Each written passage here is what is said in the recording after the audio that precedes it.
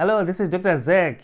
Today I'm going to be giving you 12 ways to cut your expenses in order to accelerate your financial goals this year. I'll also give you some extra bonus points. So without wasting time, let's dive straight into it. Number 1, become self-sufficient. I always emphasize self-sufficiency is the number one pillar to reduce your expenses. How can you become self-sufficient? Grow your own vegetables if you can, grow your own fruits, produce your own eggs, raise your own chicken, have a veg patch. When you don't have enough land, do it in pots. Grow vegetables in pots. Even fruit trees, you can have fruit trees in pots. That will minimize the amount of money you spend on buying. Number 2, do it yourself. Stop outsourcing everything. There are some things that you can do. Don't pay for every simple service. Things like washing cars. Don't spend a lot of money paying for people to wash your cars when you can do it on your spare time. It can be fun for you and your kids at home. Let's go and wash the cars. Let's go and wash the bus. If you've got a bus, do it yourself. Simple things like fixing fences, you can do it. Simple things like painting. Off you go, you're painting with your lovely wife or your lovely husband. You take your ladders, you're painting your house. How nice is it and how romantic? Basic servicing of cars, like changing filters and oil, you can do it yourself. On this one, I'm also guilty as charged. I know I can do it, but I haven't tried yet. It's something that I'm going to be starting this coming year. It's my New Year resolution. Home decorations. My wife is very good at decorating houses. Learn to plait hair yourself. Some people are paying as much as $100 to get the hair plaited. Stop outsourcing everything. Gardening and landscaping. Whilst you're doing that, you're also exercising. So you're killing two birds with one stone. The third way of cutting your expenses is to pay off your debts. Paying off debts is one of the best ways to save money because you reduce the amount you pay on interest. Interest can kill you. Before you even start off saving some money, pay off your debts. There's no point in saving money and yet you're accumulating interest on your loans. Stop using credit cards. If you can't afford today, just delay your gratification. Wait until you can afford to pay in cash. Stop buying clothes on installments. Apartment stores, they're very keen on getting you to take things on credit. If you calculate how much you end up paying, that's when you realize that they're not doing you any favor. When they say if you're civil you can pay in installments, take whatever you want. They know you're a low risk person because you've got a constant pay. So they want a share of your pay and you think they like you so much. Any business or anyone who is offering you a payment plan which has got interest on it is straight away your enemy. I'm trying to help you.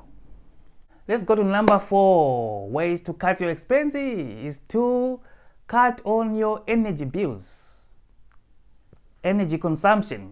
How do you do that? You can cook in bulk. When you cook your food in bulk, it means you save energy. Always switch off the gadgets when they're not in use. Turn off power. When you're leaving houses, turn off the lights. There are some people with the habit of going to work and leaving the lights on. You can see how much energy they're losing. Turn off and unplug all the electric gadgets with a standby mode. Laptops, phones, even when they are off, as long as they are plugged on, they keep on draining power. It's a secret that you might not even know. Have a habit of switching off and unplugging. Pull from the socket. That will save you a lot of money in the long term. Some people also have got a habit of leaving their laptop running.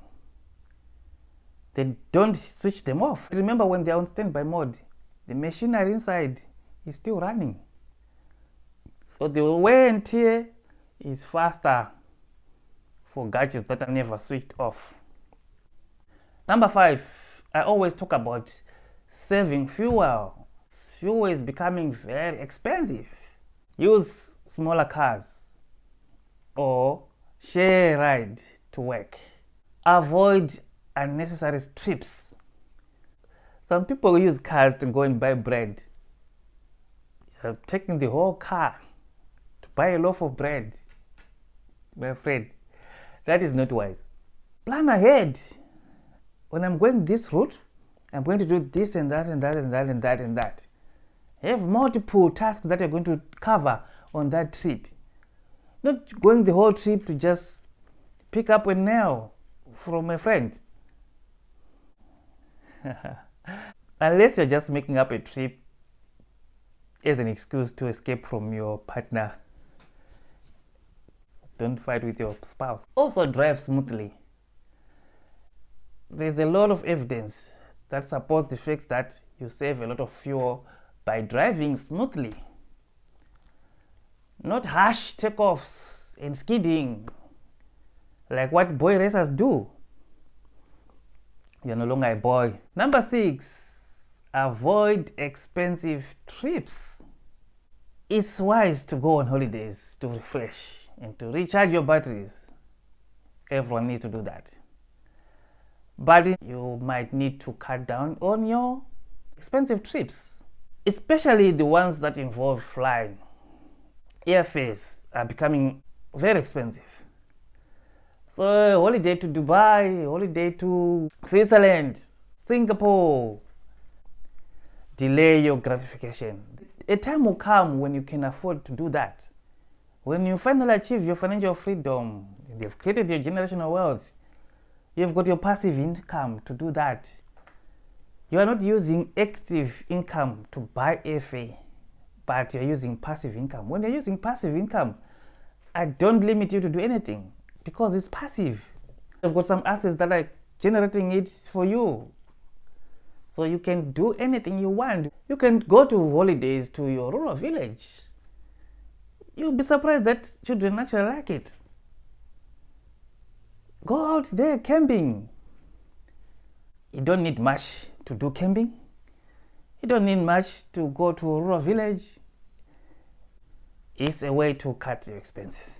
It's also a way to reconnect with your roots. There's nothing wrong with reconnection with roots. The experience can be priceless.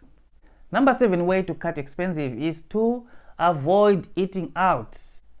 If you eat out every day, you won't go far in terms of reaching your financial goals. A meal can be $15, $20. It's very easy for you to spend more than $50 when you go and eat out on one occasion, one meal. Imagine if you're eating out every day or even every weekend. It's not sustainable. Just cut off that habit. Cut it up. Learn to enjoy the food from your home. Number 8, you can cut your expenses by reducing your subscriptions. As I always say, those DSTVs, Netflix. In most countries, the national channels are free. And there's so many of them. If you're following up on every episode on Netflix, you don't want to miss anything. It's also taking up so much of your time. You're busy making other people make money. Do not spend too much time on the television. Do not binge watching television. Go out in your office, in your bedroom. Think business plan. Think what to do. Think of a project. If you're spending the whole day watching television, you do not miss anything. You can recall any episode, word by word. What do you gain out of doing that? Number 9 way you can cut your expenses is to hunt for bargains. When you want to buy something, always shop around and get the best deal. Usually people who don't have much pay the most.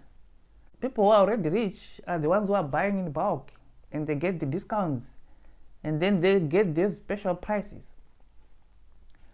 Always ask for a better deal, always ask for a good price. Negotiate price, especially for big items.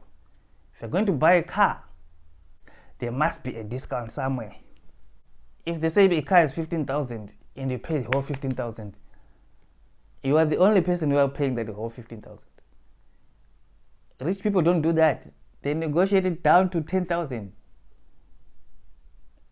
And us people who are not that rich are the one who bear the cost to cover those shortfalls of the rich people. Next time you're buying anything big, negotiate price, shop around and get the best deal. It's a way of cutting expenses.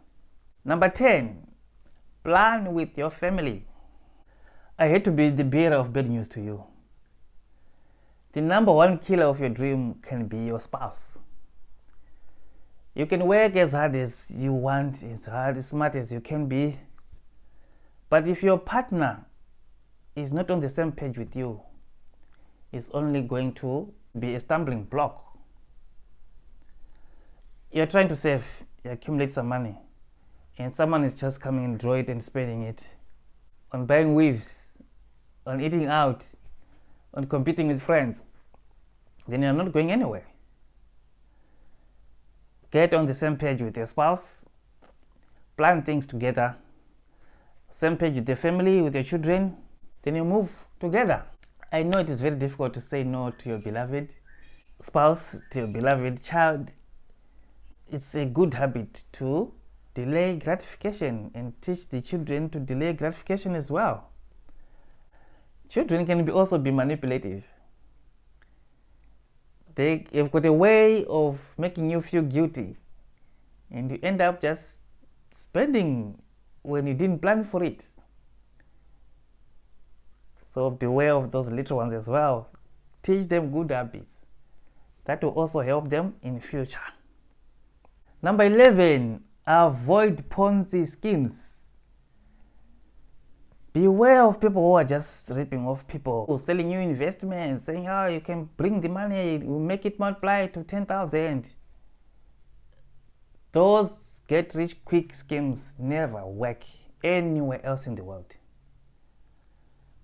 If you want to invest, do proper investments the legal way, which are transparent. If things are too good to be true, they're too good to be true.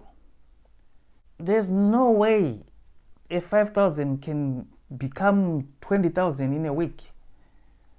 Those are Ponzi schemes and pyramid schemes. That's what they promise people. And people are normally gullible enough to part ways with their money. And they get fleeced, ripped off. Number 12, also avoid unnecessary policies. People have got the habit of taking every bit of policy that exists in this world. Funeral policy, house insurance, household insurance, property insurance. Some people even take insurance for tables. Why would you want to insure a table? In as much as it can be that expensive. There are some important insurance, yes, of course. Funeral policies, they are good. Life insurances, they are good. If you think you're not organized enough, it's always good to have those kind of insurances. Build houses, buy land, buy farmland, buy cattle, cows. It's better insurance for yourself. When something happens, you sell your cattle. When something happens, you sell your land and cover for that. Instead of making monthly subscriptions to people who are just taking out the money. Number 13, a bonus. Try to live a healthy lifestyle. That will save you medical costs. When you are healthy and fit, the chances of you visiting the hospital, paying money, is less. Exercise, drink plenty of water, lose weight. Another bonus point, become spiritual, pray. I'm not superstitious, but some spending is demonic. You see someone just buying things that they don't even need. So some spending, be careful, can be demonic. There's a spirit of poverty just trying to pull you down. Pray against that spirit of poverty. Some people even eat like they are demon possessed. You see the amount of sadza they eat, the amount of food like this. This can't be normal eating. It's the demons that are just trying to take some money from you. If you like the content, press the like button. And please share this content. Please subscribe so that when I upload similar content, you'll be notified. Thank you so much, all those people who have subscribed. Those who haven't subscribed, please subscribe. This is Dr. Zach signing out.